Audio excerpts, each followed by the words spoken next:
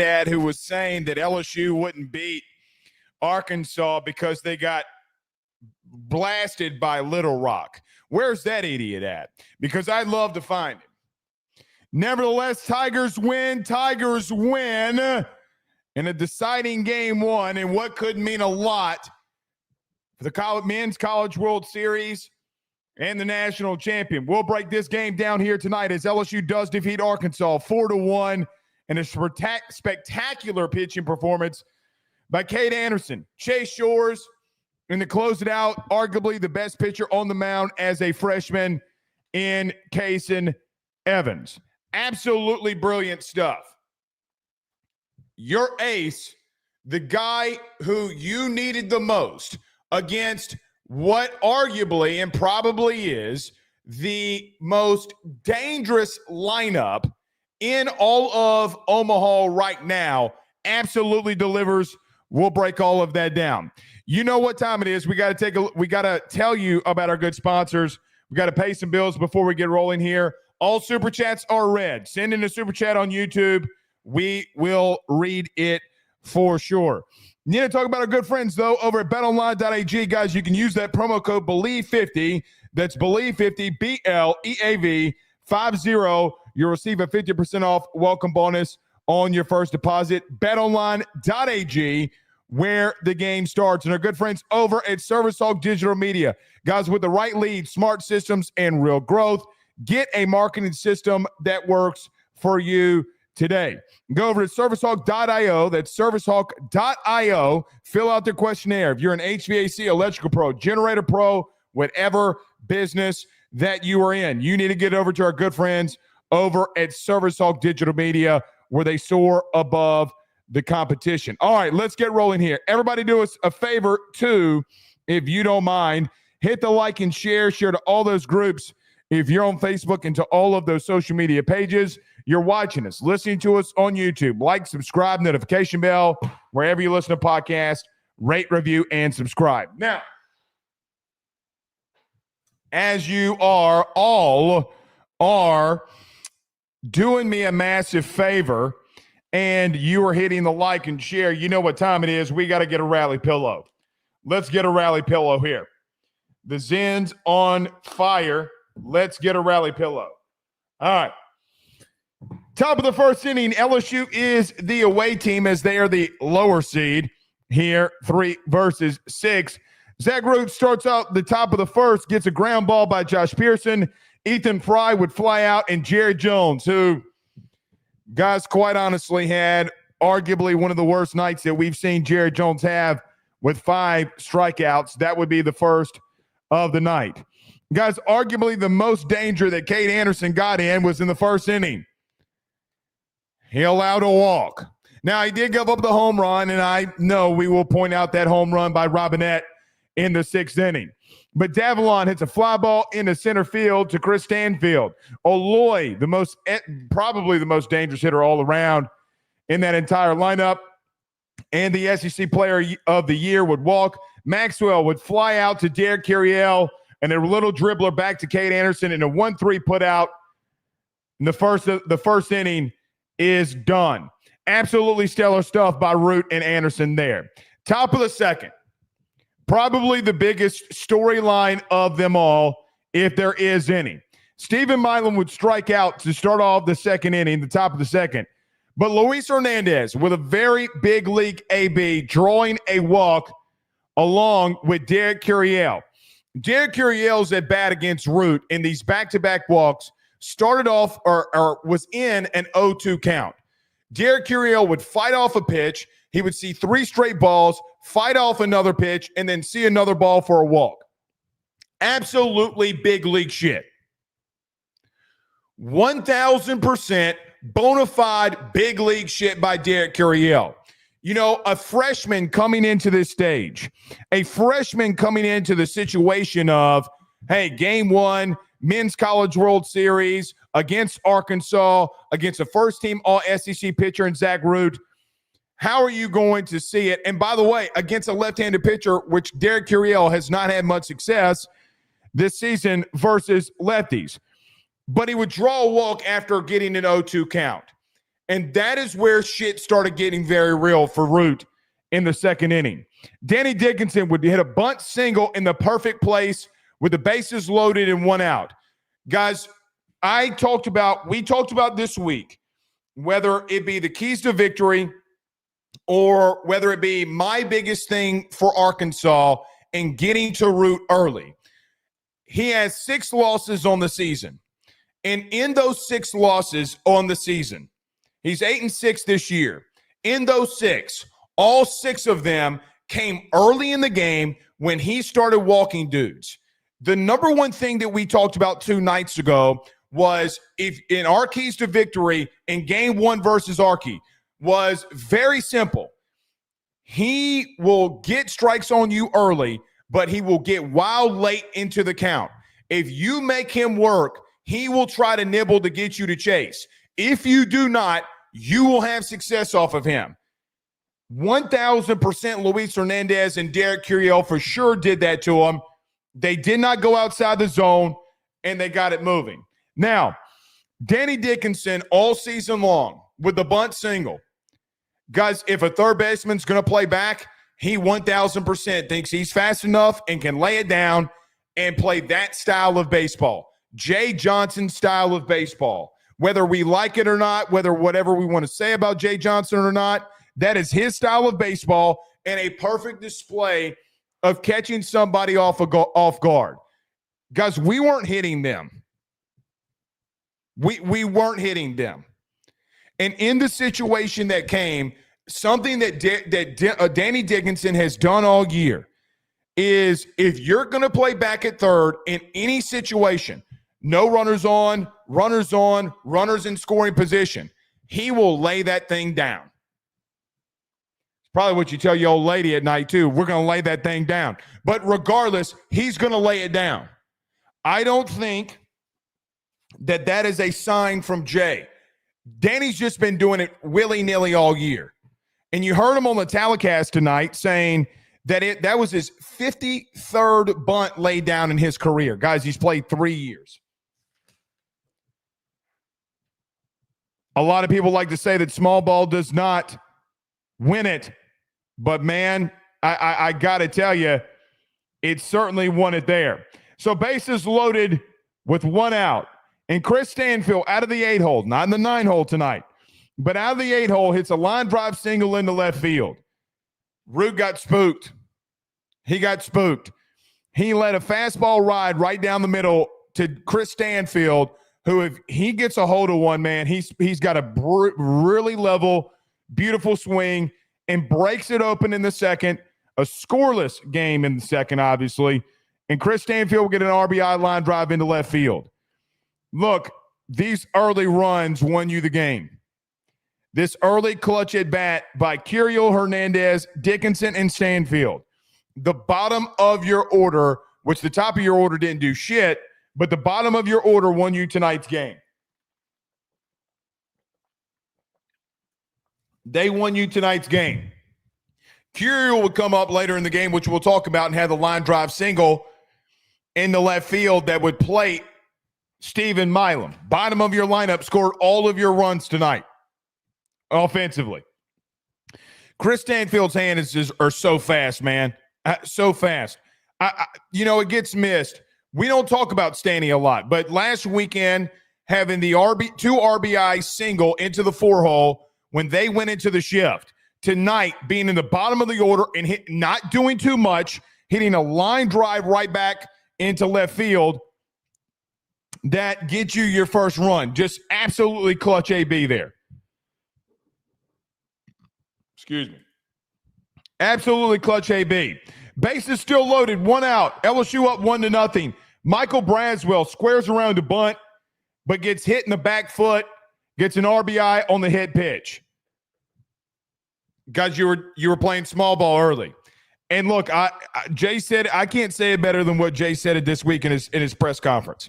Listen, he addressed that LSU was built in winning under Bertman, and even in the national championship with him, in the national championship with Paul Maneri. Man, this is gorilla ball, man. The last time you were here, you had 140 home runs. You have 100, just a little over 100 now. 40 home runs shy of what you had in 2023. Braswell squares around. You're putting pressure on for them to make a play. You're putting all kinds of pressure on. Second pitch that Michael Braswell sees, he gets hit in the back foot. And listen, Michael Braswell is not seeing the ball well at the plate. One thing he's done all year long at a very elite level is he will lay one down. Getting the bat back and letting that ball hit you and not going after it was clutch there. It would get you your second run, and you have a situation where you're rolling over the top of your lineup early in the game. Absolutely massive ABs. Hernandez, Curiel, Dickinson, Stanfield, Braswell, Pearson. Guys, dude, it's so wild. It's so wild. We did on Thursday, as we try to do every Tuesday and Thursday, we field questions at the end of the show. And forgive me for misremembering who in the chat asked the question. But somebody in the chat asked the question, who is going to be that guy at the end of the game that is going to step up and who's not been the hero or the superstar all year? And it was like a 5-minute conversation. I felt at the time meant nothing. And we just came to the conclusion, guys, the bottom of your lineup when you need them the most. Remember Braden Jobert. Remember Gavin Dugas. Remember even Alex Milazzo got a couple of big hits here and there in Omaha. Who is it going to step up in the second? It was absolutely massive. Tigers up 2-0. Josh Pearson would come up and hit into an RBI, fielder's choice, 6-4 put out with really good speed, gets to first to plate you your third run. And what is the biggest storyline of probably the game? And if we see Arkansas again, we'll have to see what the pitching matchup will be and is with Arkansas with Root. Root is chased in the second inning. Root is chased in the second inning.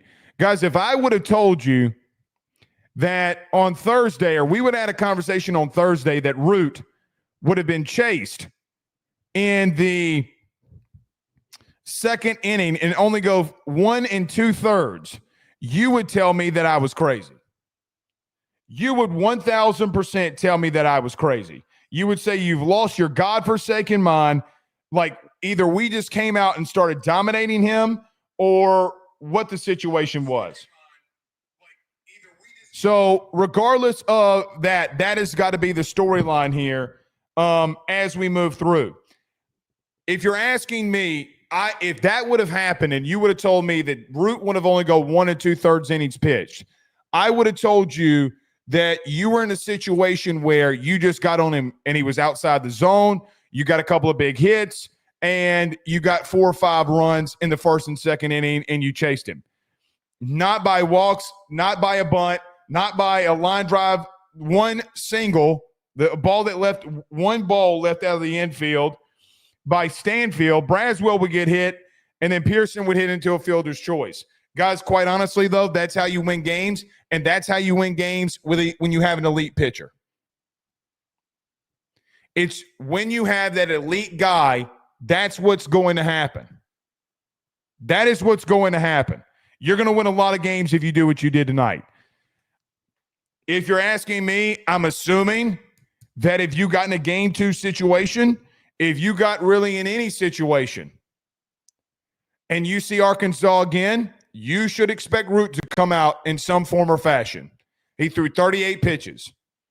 I would be shocked if the season's on the line and you got to play them again, that you don't see him again. Very interesting to me. I got to be real here, and I want to bring this up and kind of have a little conversation around it. I think Dave Van Horn panicked.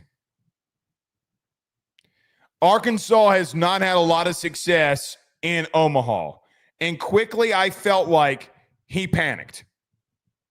Like he absolutely 1,000% positively panicked. I understand that you gave up 3 runs in the second inning. But the problem is Pearson, now that you have 2 outs, hit into a fielder's choice. Now the batter coming up is Ethan Fry in a lefty versus righty matchup.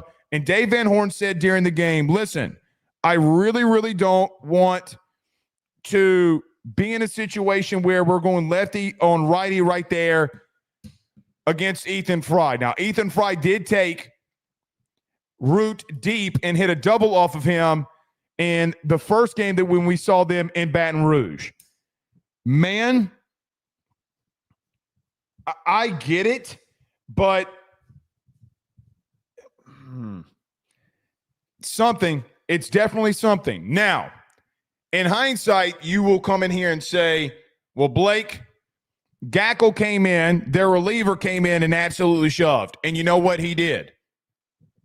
He did. He absolutely shoved. For that, good on him. And I get it. We will see him again. We're going to see Root again without a doubt. But if you're asking me, I felt like he panicked. I mean, even in the booth, KP, Burke, they were kind of like, damn. He panicked. But will his strategy pay off if Root comes back and say you play them in your game 3, say you beat UCLA and you beat Arkansas, or you beat UCLA and then UCLA and Arkansas face off and you see Arkansas for a second time. Hell, does he come in versus UCLA? I mean, like, is UCLA have a situation, or hell, do you lose to UCLA and then he come in against you in a winner-take-all situation where you got to get to UCLA? It's a great question. 38 pitches with your season on line, you got to go back to them in some form or fashion. It's a good strategy, but, man, it could backfire on you. Man, it can backfire on you. But that's got to be the biggest storyline coming out of it in reference to this. Now, the game storyline, let me say this. The storyline going into in the rest of Omaha will be Root. The storyline for tonight's game, though, is Cade Anderson. So I don't want you to misunderstand what I'm saying. I don't want you to be like mishear what I'm saying. The storyline moving forward is going to be, when does Root come back? The storyline for the game tonight is Cade Anderson. Let's get to him here. Damn, we're 20 minutes into the show and we only got into bottom of the second. I'm sure we'll fly by with everything else that went on here. Bottom of the second, Cade Anderson walks Aloy, the brother, Keo Aloy.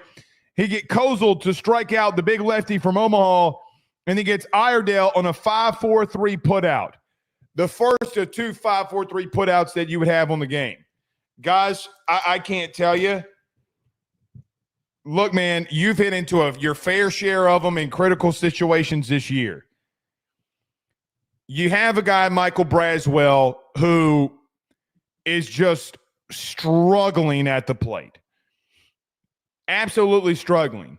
But, man, I got to be real with you. A guy that had his blunders at short a year ago, defensively, has been elite. He's been so freaking good. They made that 5-4-3 look easy, and it's not. Guys, Iredale can run a little bit. Aloy can run a little bit. This isn't like you're going around the horn and you're getting out really good athletes. The double play in the second, I was like, man, Cade Anderson, he goes through 2 innings and doesn't have a strikeout on the team that he struck out 10 times the last time he saw him. But he gets 1 strikeout in 2 innings, but he gives up a flyout, a ground out, a walk, and then a K, and then a double play. I mean, he was just on early. They went out there being aggressive on him, and that's why the pitch count throughout the game was pretty moderate for him to get as far as he did. But Michael Braswell, Danny Dickinson, And really, Danny's turn on the second one we'll get to. But even that one I thought was absolutely beautiful. Guys, elite pitching and defense and small ball will win you games now. And it through 2 innings. The second inning is you playing elite defense, 5-4-3 put out, and then you playing some walks, small ball, get runs in.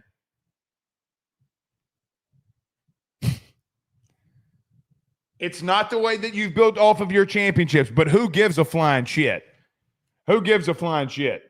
Top of the third, Jones would go down swinging. So would Steven Milam. Luis Hernandez would hit a ball into the 4-hole where Kozel would dive, and when it tip off of his glove, we got an infield single. Curiel would come up. I almost called him Danny Curiel. Idiot. Derek Curiel would come up and walk in the third inning. So you got runners on first and second, and Danny Dickinson hits one right back up the middle, but they got Kozel shaded right behind second base. You get the 4-6 put out. Shift works for you, shift works against you. There it worked. If Danny Dickinson's ground ball right back up the middle, if they're not playing in the shift, I don't know if Luis Hernandez doesn't score there. Luis is fast enough. Now, it takes a lot for him to get up and down and moving, but you could have played another run there. Elite team in Arkansas, man, and they play good. They're very good defensively, and they did their best there, and good on them. But, man, got some runners on, hit one right back up the middle, hard ground ball back up the middle. I don't know what you say there. I mean, it sucks you have a put out there. You would want a line drive somewhere into the gap, but – man, anytime you hit one right back up the middle and they got a shade for it, I mean, it sucks, but it is what it is. Cade Anderson, after going 1-2-3 in the second, would go 1-2-3 in the third. He get Robinette to bloop out to Steven Milam and give a fly out into left field, and Davalon would hit a ground ball to second base to Danny Dickinson in a 1-2-3 inning. Guys, he threw 10 pitches that inning.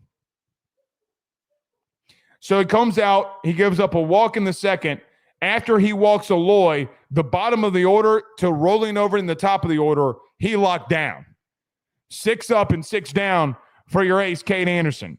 Gackle, still in and would be in for a while, would go 1-2-3 as well for himself. In the top of the fourth, Stanfield would fly out to first base, and Braswell and Pearson would strike out swinging 1-2-3, and that would be the third and fourth strikeouts for Gabe Gackle. Cade Anderson in the bottom of the fourth, he goes 1-2-3, but he gives up a line drive into center field by Aloy, the SEC Player of the Year. Maxwell to strike out. And then another inning, 5-4-3 put out. Michael Braswell to Danny Dickinson to Bear Jones, and you out of it. So 2 innings, you get 5-4-3 put outs. 12 up, 12 down. 9 up, 9 down, excuse me. Because he'd do it again in the 5th. He'd do it again he wouldn't do it again in the 6th. But 9 up and 9 down, dude. Just absolutely insane. Top of the 5th, Gackle. We get Ethan Fry to hit one right to first base. Jones would strike out. Let's start right there with Jones in the 5th. Jones, through 3 plate appearances, had the hat trick. Guys, his approach is off. I mean, damned if you do, damned if you don't. His approach is off. I mean, he's trying to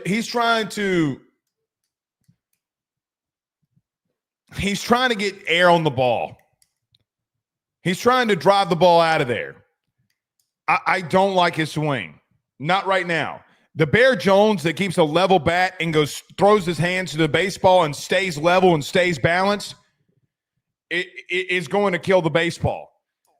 But guys, everybody's coming up there and throwing a hook to him.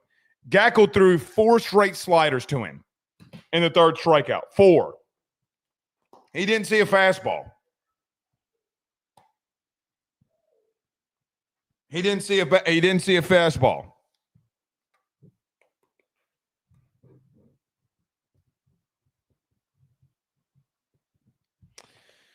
So I don't know. I mean, let's see how the tournament goes for him. Let's see how Omaha goes for him. But you're not going to win it without him. Now, here's what we're not going to do. Do I think you need to move him back down in the order? Yes. I do. But the last time that this happened to Bear Jones, and it ain't never looked like this. He never had a game where he struck out 5 times. This is what we're not going to do. If any of you are going to come in here and say bench his ass, if any of you are going to say to sit him, you're a idiot. He had a really, really bad game. He's going to have to shake that off. He's going to have to work on his approach and get back to that approach. If he hits a home run in the College World Series, then fine. If we're down 2 and he comes up to the plate in any situation here in Omaha and he wants to try to lift one, by all means, try to lift it. But right now, I feel like when Bear has success, he always turns right back around and goes back to what he was doing before. Now he's seeing a lot more elite pitching now. Got to move him down in the lineup, man. Got to move him down in the lineup. 5 Ks. You got to drop him in the order. You got to. There will be some irrational human beings who will come in here and say to bench him. If you're going to be that irrational dumbass, I suggest that you just keep that comment to yourself because it's, number one, it's just not going to happen. It's not going to happen, and nor should it happen. But the last time this happened, some of you came in here and said to bench him. Don't do that. Just a bad night. I don't like his approach. Seeing some elite pitching, and it got him. It got him. Stephen Milan would come up and hit a line drive single into center field on a 1-2 count. Really big by your shortstop there. Stays hot. Got 2 hits on the night. Luis Hernandez would have lined out into left field. So the only inning, again, you kind of got to Gackle. You hit one really hard by Luis Hernandez, and then you had a line drive single into center field by Stephen Milan. But damage was done. You didn't have any room to work out of there. Bottom of the 5th, Cade Anderson would come out 12 up, 12 down because he would go strikeout, ground out, and strikeout. Aloy Kozel would ground out, and Iredale would strike out. Cade Anderson would get his 3rd and 4th Ks of the inning. Gabe Gackle would turn right around himself and go 1-2-3. Curiel would ground out to the shortstop, Dickinson to the 3rd baseman, and Chris Stanfield would strike out. Bottom of the 6th, the first real issue that we saw from Cade Anderson. Full count to Robinette, the 1st baseman from Arkansas, and he absolutely lift one into right field. Cade has been susceptible to giving up bombs. Don't care. You're up 3-0. He went 12 up and 12 down. The home run means nothing to me here. Kid got a fastball in the 3-2 count, and he sat on it, picked a spot. Cade went to that spot, and he unloaded on it. Good on him. Good on him. That shit's going to happen against really good lineups. And it did. I mean, if you told me that you give up 1 run on the game and it's a solo home run and your ace would go 7 innings plus, I would tell you I'm completely all right with that. Just you can't be in situations where they know that you're going to have to throw a fastball and you're going to have to throw a strike. Give up the walk there, throw a slider because he couldn't see it. I thought the pitch choice was bad. Regardless of it being bad, though, doesn't really matter. The ball was lifted. Shane says right here, everyone like and subscribe. Yes, I would love for everyone like and subscribe here. So, Shane, I see your $20 super chat. Yes, everyone like and subscribe. We're going to come back to your comment. I promise you. But Shane hooking your boy up here, doing the people's work. Yes, thank you so much. Hit that like and subscribe. We greatly appreciate you doing that. But Robinette would get the home run there in the 6th. The only damage that Cade Anderson allowed. That's it. Oh, well. Thomas, though, would strike out. Davalon would hit one to Bear Jones and a put out, and Aloy would also strike out. So even though you give up the home run, he gets 2 Ks in the inning and a weak ground ball to the first baseman, and you're out of it. Gackel comes back in the top of the seventh and strikes you out in order. Braswell, Pearson, and Fry would go down striking out. The Ethan Fry strikeout in this inning was the one where he thought he walked with 2 outs. And I want to stop here. Guys, if thumbs up in the chat if you watch us in baseball talk during the season. Like this isn't your first time watching a post game in a while. If you have watched any show on AYS, if you had watched any show throughout the season or any post game, I have gone in multiple rants about the SEC. We're about to go through another one here. SEC umpiring and officiating has been ass. It's been ass. It has been the absolute worst thing that SEC Commissioner Greg Sankey has done or allowed in his tenure as the commissioner in SEC, in the SEC. We come in here so many times talking about how bad umpiring has been. Well, Blake, we're in the College World Series. The guy behind the plate tonight was Jeff Head, and Jeff Head is in the SEC. He has been, he always will be, complete ass. How he is allowed to be in the Men's College World Series is beyond me. He's ass. The Ethan Fry strikeout in the 7th. Now, you struck out the 2 batters before, and Gackel was in the zone. But the 3-1 pitch was clearly inside. Now, I am okay personally with in college, guys, if they're dealing, getting the benefit of the doubt. Not that much benefit of the doubt. Not that much fucking benefit of the doubt. How Greg Sankey has continued to allow this to be an issue. How he has allowed this to continue to be his biggest problem in all of sports. He thinks it's the house settlement case. He thinks it's the portal. He thinks it's NIL. No, the game on the field is what matters the most. Jeff Head is ass. He's ass. He's fucking horrible. He's fucking horrible. I'm not going to come in here and call for the man's job, but if that's what it's going to look like when you're in SEC play, and if that's what it's going, and look, by the way, for what it's worth, Jeff Head was in 9 conference games for you in the beginning of the season, and he was all buddy with Jay Johnson, and now you're complete ass cheeks.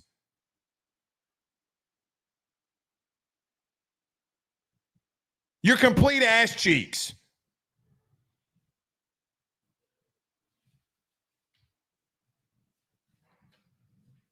For fuck's sake.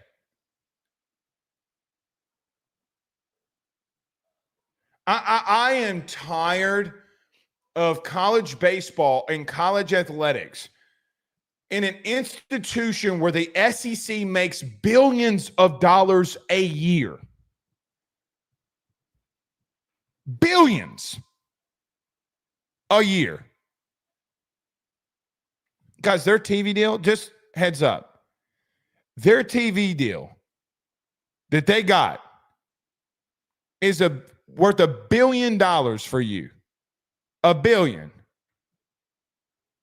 You don't think the SEC's taking a chunk of that? Guys, they're taking half of it. They're taking half of it. And you mean to tell me that that is the product that you put on the field for umpiring and officiating?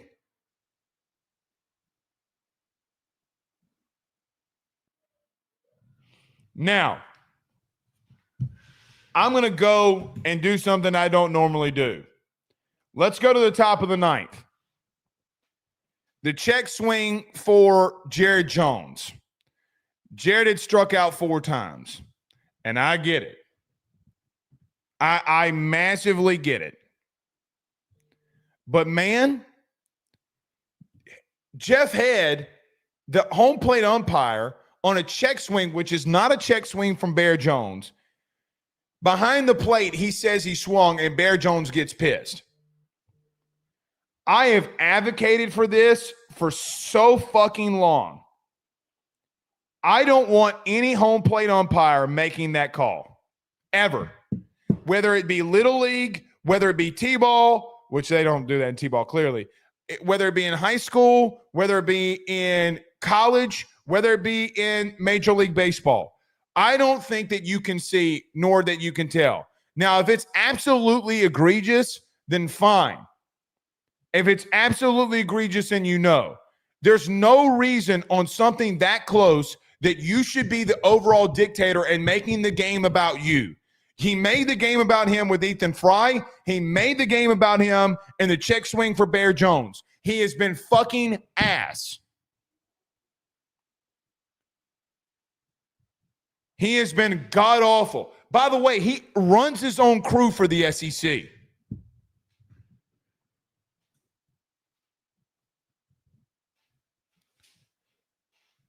He runs his own crew. Guys, he's the lead crew for the SEC. I absolutely despise a guy behind the plate being the dictator of who, if a guy does a check swing or not. I think, like in football, calls should be overruled. Why don't they all come together and he go to the first baseman and say, hey, what do you got here? Let's make the right call. Like, let me give an example. You know how in football, if there's a flag thrown for pass interference and they come together and they talk it out and the lead referee comes out and says, after discussion or after review, there's going to be no talk. There's going to be no call for pass interference. Remember that? Like, y'all remember those? Y'all all know what I'm talking about there. The first base umpire should overrule what happens in that situation. It's critical. Now, Ethan Fry's situation, that did not happen. But in the Bear Jones situation, it's god-awful. It's god-awful. I mean, this is as critical a moment as you can get. God forbid Bear Jones gets a base hit there. God forbid. I mean, it bothers the shit out of me.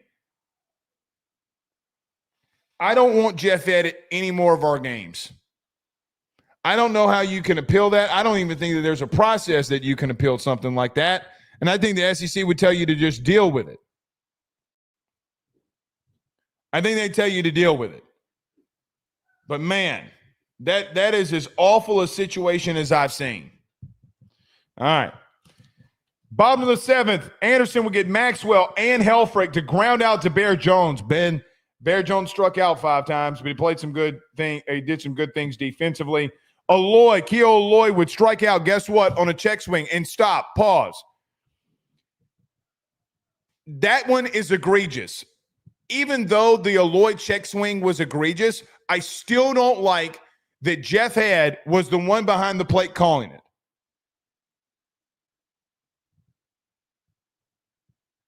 I even when it worked in your benefit, I don't like that he's the one calling it. Now, it was egregious, and I get it's egregious. And everybody knew that he went. But man, even for Arkansas, so we can't say it was just a Tiger issue, even for them. Now he went, and that one was bad, and that's a different situation. But the Bear Jones one, Jesus Christ. Absolutely insane. Top of the 8th, Jones would strike out from Gabe Gackle. Milam would hit a double into right center field. Hernandez would fly out to the catcher. Gibbler would come in, the lefty for Arkansas, with Derek Curiel at the plate.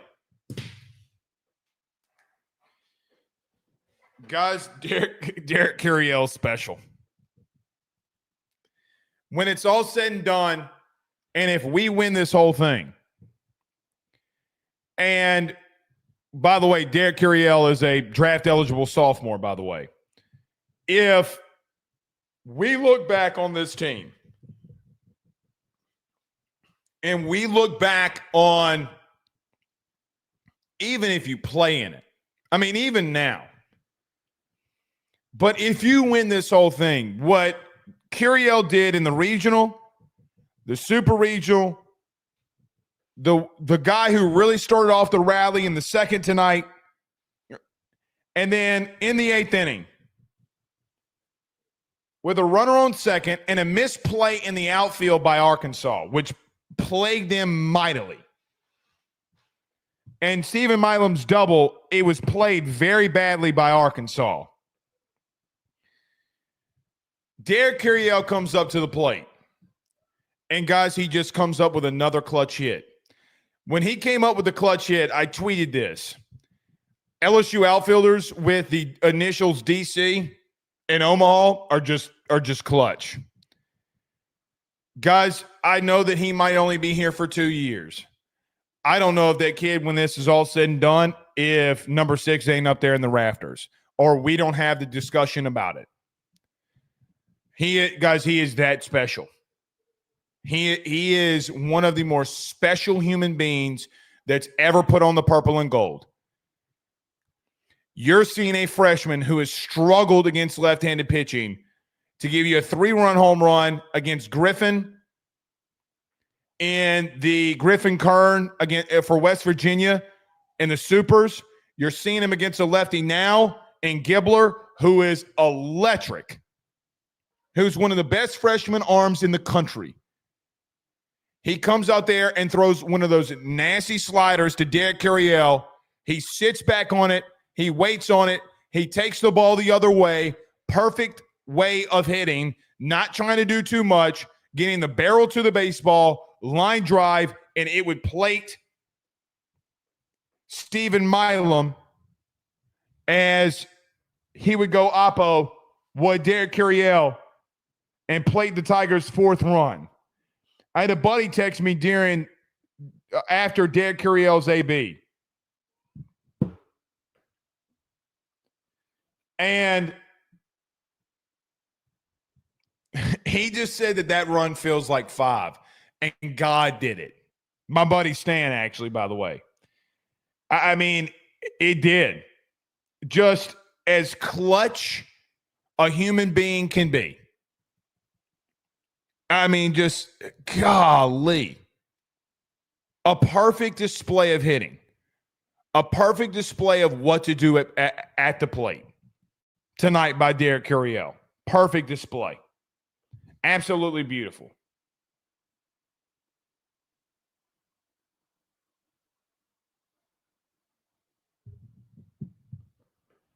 Absolutely beautiful. Top of the 9th, or the bottom of the 8th, excuse me. Kozel with a line drive single into right field, and that would be the night. Oh, I should have finished the inning. But Derek Curiel, let me go back to the 8th. Derek Curiel would get your 4th run in, and Danny Dickens would strike out in the top of the 8th.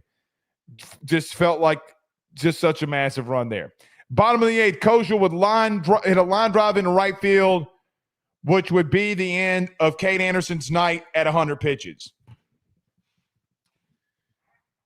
Cade Anderson is the best pitcher in the country.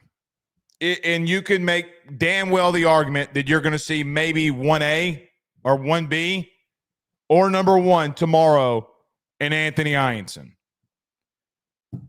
Tonight, Cade Anderson put on a display of pitching that guys, quite honestly, should go down in the record books against what probably is one of the more dangerous lineups that we've seen in the last 5 years of college baseball. A lineup that hit over 116 home runs from their starting lineup. 116. 116. Well, and tonight, even with Cade Anderson's the one he gave up, 117 home runs that team has hit this season just from their starting lineup. Their starting lineup has more home runs than you as an entire team. That's not with guys coming off the bench who has 3, 4, 5 home runs. That like John Pearson has 3 bombs or 2 bombs, whatever it is. Like, think about that. For the display of pitching versus not having the outing he wanted against West Virginia and turning it right around, and guys giving up 2 hits, 1 run, 1 solo shot, didn't get the Ks that he did against them like he did in the first matchup. But, man, one of the best performances that you will ever see. He walked some guys. But even in the walks, even in the 2 hits they gave up, 1 did go out, and they good on them. But guys, through 7+ innings, he was absolutely electric. The leader in the country in strikeouts this year, Cade Anderson. Guys, people have him projected going in the top 3 now. ESPN now has him going as the number 1 overall pick to Washington. Jay Johnson said this week that we're slowly building LSU into a pitching factory. And guys, Paul Skeens got drafted. Ty Floyd got drafted. Grant Taylor, who didn't pitch in 2023, just got called up. Paul Skeens might be the best pitcher in the country. Last year, you have Gage Jump. You have Luke Holman, and Cade Anderson is on that team. And tonight, Cade Anderson does what he does. I mean, he's not wrong. You might be what he is building, and we will even talk about this with Chase Shores. What they're building, what him and Nate Yeske have done with this staff is nothing short of amazing. You can say all you want that we all thought Cade Anderson was going to be great. Guys, did you think that this time last year he would probably be the number 1 or close to being the number 1 overall pick? No. Even with the talent that he had.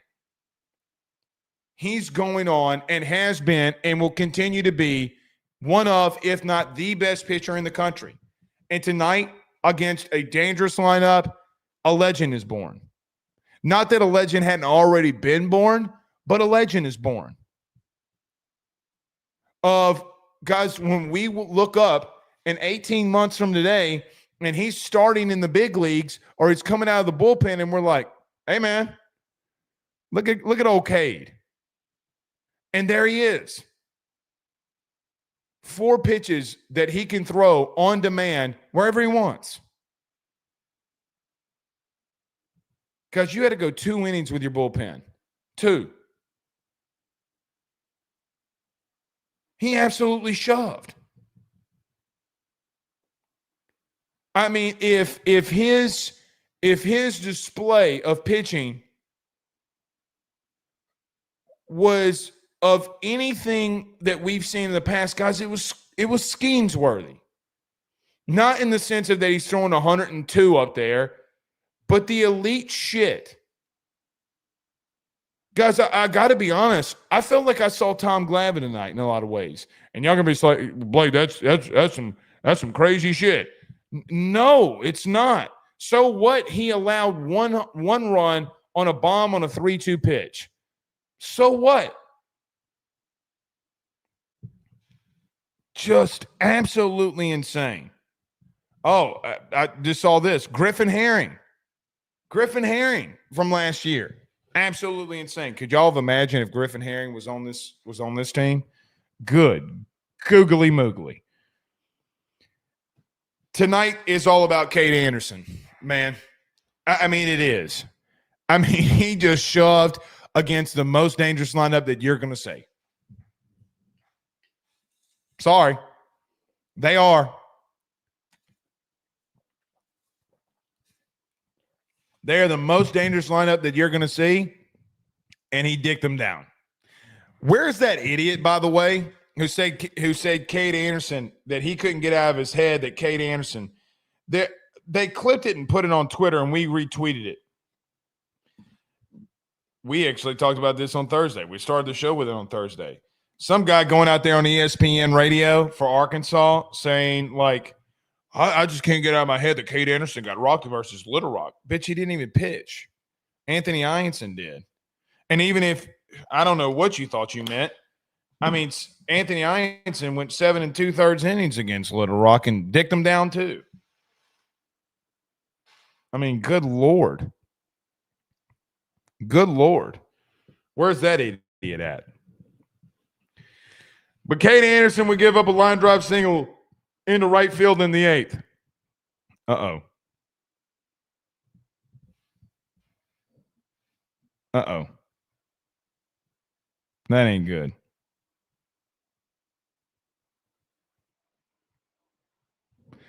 Thumbs up in the chat if y'all got us.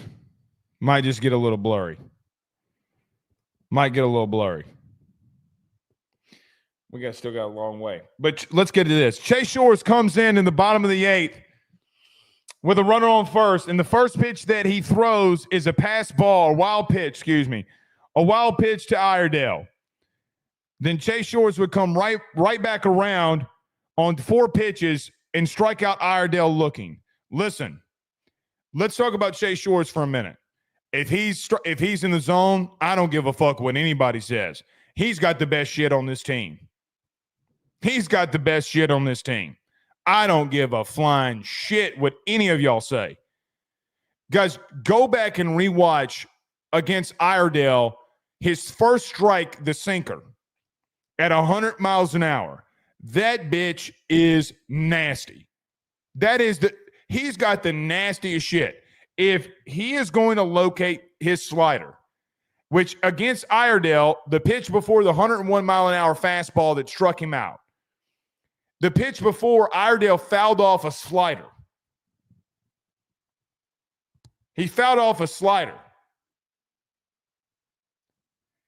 Dude, when he's locating and you can see him again, guys, you have arguably, and I mean this, I don't know what Chase Shores you're going to get. I really, really don't. But, man, if that's the Chase Shores that you're going to get, shit. Guys, he's fucking special. He's fucking special. God, he's so good, dude. Here's my opinion with Chase Shores. The day that he learns to throw a circle change that will tail down based off the 100-mile-an-hour slider, he might be unstoppable. He's got Skeens level shit, guys. I mean, the command is not. The shit is, though. Guys, he threw a sinker at 1-0. Did y'all hear Berkey tonight? He goes, I know that register. Go back and rewatch it if you don't believe me. Burke said on the telecast that the slider that they registered at 101 said, well, I don't know why they didn't give him 102 there because it was 101.8.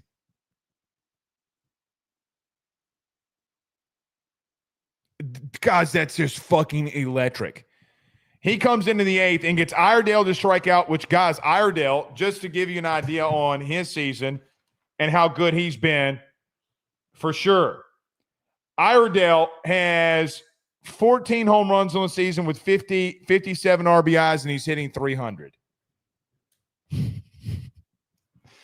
ain't a bomb that you're going up against. But he gets Iredale down on strikes. He turns right around and also gets Robinette, who just hit the K on 4 pitches, 3 of them at 100+. Then he gets Thomas to line out to Chris Stanfield in center. Guys, he goes 1, 2, 3 and looks freaking insane doing it. He just looks insane doing it. Guys, I'm sorry. He's not the best pitcher on your team. But, guys, I'm telling you, he's just got the best shit. He's got the best shit. So if that's the one you're going to get this postseason, if that's the one that can keep going, then Jesus, Mary, and Joseph. Top of the ninth, Chris Stanfield strikes out along with Michael Braswell. Was surprised that Tanner Reeves did not come in the game tonight, if we're being honest. But you're up. Why, with the elite defense by Michael Braswell, why risk it? Pearson would walk. Brown would pitch hit for Ethan Fry. Fouch would come in and hit Jake Brown, and Jones would strike out on the check swing that we already talked about. Absolutely ass. Kason Evans is in for Chase Shores in the ninth. He gets Davalon with a line drive single into center field, but he get a Lloyd to strike out, the SEC Player of the Year, on a nasty slider. Maxwell would hit a dribbler right back to Kason Evans on a 1-3 putout, and then Helfrich would ground out to Stephen Milam, and that would be the game. Guys, electric shit. You're in the winner's bracket. The number one thing that you needed to do, I think it's a couple of things here as we wrap this up, and then we'll get to all your super chats. The first thing is Jay's made a joke all week. I wonder what it's like to do this thing during the winner's bracket. Well, I hope you find out. We'll do a special episode tomorrow or do a recorded stuff. I don't know what we're going to do here on Father's Day. I'm sure we're going to put some content out, and we'll talk about UCLA. In the thing with UCLA, guys, if you go 2-0, you got a really good chance of winning this fucking thing. You got a long way to go here. You got 2 weeks to go here before the start of the final. And the final is actually, if I'm not mistaken, it starts 2 weeks from tonight. You got a long way to go. But I think every single one of us in here said if you win game one, you feel very good about where you are. Very good about where you are. Well, you have. Now Anthony Ianson gets to go to the bump against UCLA, who, guys, today did not look bad their damn selves. I look at this and say, guys, you're 2 wins away from going to the College World Series final. You're 2. It's a massive 2. You're going to have to be better at the plate, but tomorrow you don't see better pitching than what you saw tonight. Replicate, continue to compete, and you're going to find yourself in the final, and I'm sure we'll talk about Arkansas at some point yet again. But I tell you one thing. Tonight was as massive as it gets. You didn't win a national title. You had elite, legendary performances. Derek Curiel, Kate Anderson, Chase Shores in the 8th inning, Kason Evans being big there in the 9th, Chris Stanfield getting the massive hit, the Michael Braswell to Danny Dickinson to Bear Jones double plays. You are playing right now in a way that can win this whole goddamn thing now.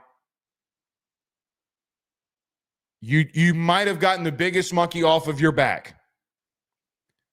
How you continue to perform will be up to you. You got a long way to go. But my God. Guys, I had bubble guts before the game started. I almost shit myself. I was so nervous. Seriously, I almost shit myself.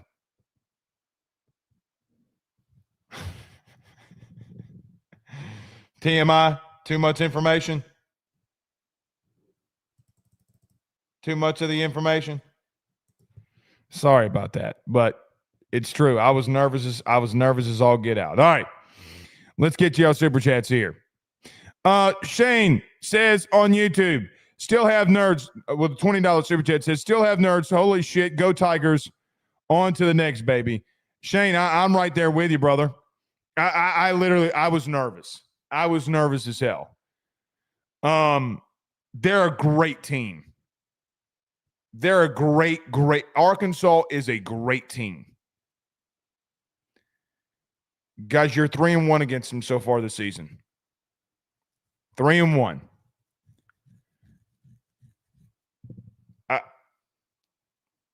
Man, tonight is just such a massive gorilla off of your back. Massive gorilla. I don't know if I still have nerves. I don't have nerves right now, but let me tell you what I do. I do have. Not do. I probably got that too. What I do have is a sense of anticipation that you have the chance to win this fucking thing. You got a long way to go. Maybe my nerves will continue when you play UCLA, if you play Arkansas again, obviously if you get into the final. But, man, I just feel like game one tonight and winning it is such a big, big, big deal. Dane Bergeron with a $5 super chat says, good evening, Blake. I got out of the hospital yesterday. This win by LSU was the best medicine. Well, we're praying for you, man. I'm sorry that you were in the hospital. I hope you're feeling better. But, yes, an LSU win will make that pain feel a lot better. Shane, who's got a lot of super chats off in here, thank you so much, Shane, for doing this. With a $10 super chat says, I ordered one piece of bacon as the side of breakfast in the morning. Go Tigers, eaten today. I told you every time that we face Arkansas, we have pork.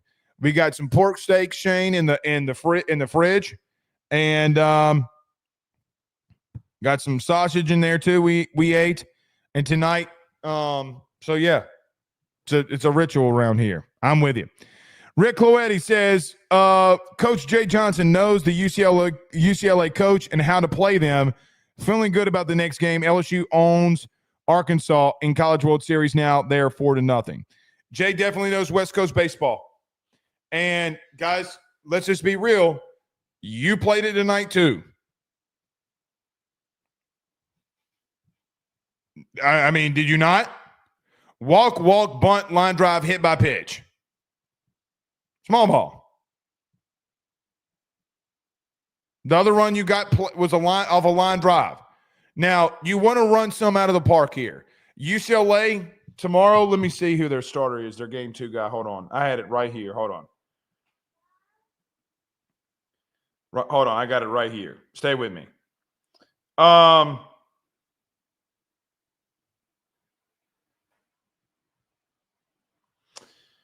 Landon Stump is their game 2 starter. He went 6-1 on the season with a 4.54 ERA, 73 innings pitched, 37 walks, and 62 strikeouts. Can you get to him? That will be the big thing here. If you get to him, then we'll see. Shane, but I agree. They do own Arkansas in the College World Series. Shane with a $5 super chat says, Jay Johnson enough said, wow. Man, I tell you, I tell you this. Jay's come under a lot of criticism, but listen, man. I mean, the dude knows what he's doing. And more than that.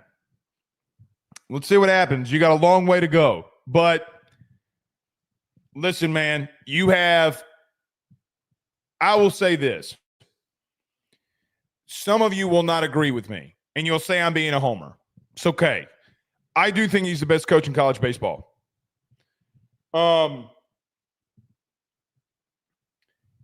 know that you have guys out there like Kevin O'Sullivan. You have guys out there like Tony Vitello.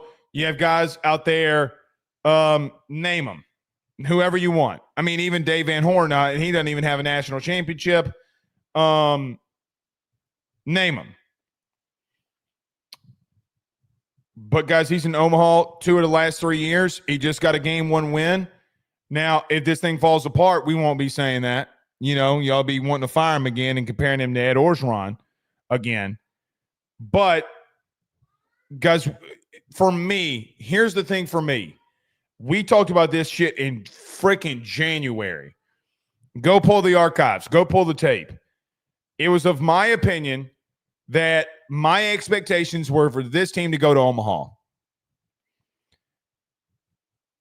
The whole thing was anything can happen against any really great team when you get there. And if you got there, I thought you met your expectation.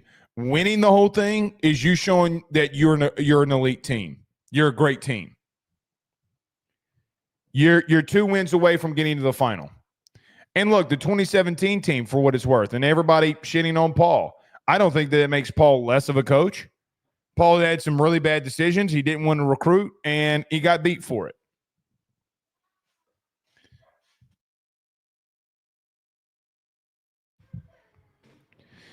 Chase Abear sends a $2 super chat, says, Blake, we win it all.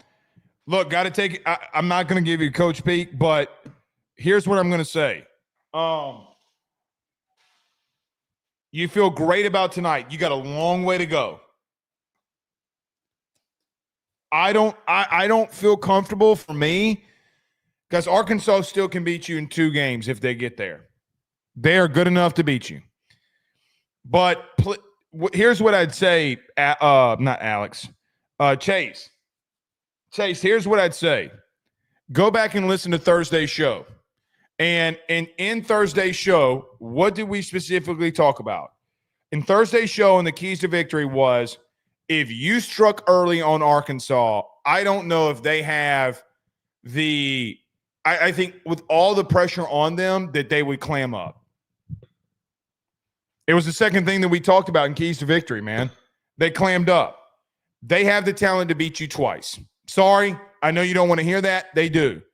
You keep doing what you just did. And listen, man, there could be a crazy instance where you see them in a situation where you got to throw Kate Anderson again. Could happen. It could happen. Alex says, a $5 super chat says, save my chat for later, ball. A baseball novice. Put to Jay Scoutist something en route. Or did we have an off game? I don't really want to say that it's an off game for him. I mean, he's got 6 losses on the season. And in those 6 losses on the season, he looked like he did tonight, where he had an inning like that. Walk, hit by pitch, line drive. It's how he's gotten beat all year. When he's on, guys, you saw the stuff. I mean, it's electric. It's absolutely electric. Ricky Bertrand with a $5 super chat says Murray State will beat Arkansas. Boy, wouldn't that be something? Y'all think that I don't think that Murray State's beating Arkansas, just for the record. But could you imagine the pressure on Dave Van Horn if that did happen? Could y'all imagine? Could y'all fucking imagine? Shane with another $20 super chat. Shane, you're the man, brother. Says everyone like and subscribe. Jay adjusting the lineup to 2 levels is wild. There is no rest to pitchers. Oh man, I finished the 4th. Here comes LHDCDD and Stanny and Brazzy is alive. Yeah, I mean, look, man. Let me get to your other ones here. Red shirt Chase. Would he come back? I don't know if he's going to come back or not. I have no clue. Could he? Yeah, I don't know if he will. This is year 3 from him. He's got all the leverage. I don't think he'd come back. Shane says, sorry, it's the weekend for finals. All good, man. Thank you for telling everybody to like and subscribe. Yeah, your lineup is dangerous, man. Your lineup when they're on can be dangerous. Still, I still don't think that you have scratched the surface how good you could be offensively. I still don't know outside of game 2 against Arkansas that you could say DBU, yes, but against that level of talent, I don't know if I do not know if you've just played a complete game against that level of talent like you did in game 2 versus Arkansas. So we'll see. Cole Harville says, did Ianson pitch against UCLA last year? Anybody know? I do not know that. Maybe he did. Be interesting to find out if he did. Brad with a 5. I do not know. Cole, find out. Let me know. Brad Wynn says LSU has won game 1 in all 7 College World Series championships, hoping this will lead to number 8. Yeah, the Intimidator needs some the Intimidator. Thank you. He says, amen, Shane. Thank you so much. Yeah, Brad, we need another thing on the Intimidator. They have. Jay Johnson's never been in the winner's bracket either. So hopefully you do get there. And if and when you do get there, that you do it the easy way. Nothing comes easy when you win a national title, though. Nothing comes easy when you win a national title. That's what I'd say. When are you going to hit some adversity? When are you going to hit some adversity? That's the real question. That's the real question. All right. Whew.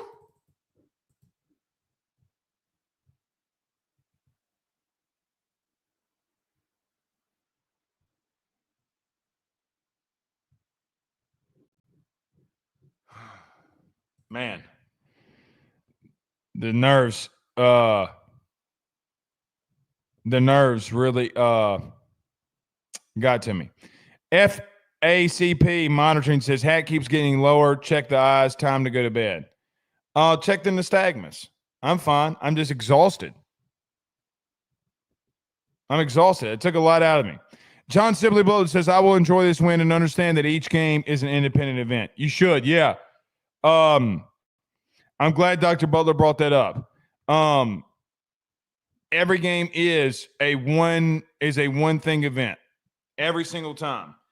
Always has been, always will be in the game of baseball. But you feel, in looking to the future, you do feel really good. You do feel very, very, very good. All right. We're out of here. We'll see y'all again tomorrow or Monday. No, we'll see you tomorrow. We'll do something for UCLA. We'll see y'all tomorrow, man. Or Monday. Yeah, I've going. Peace.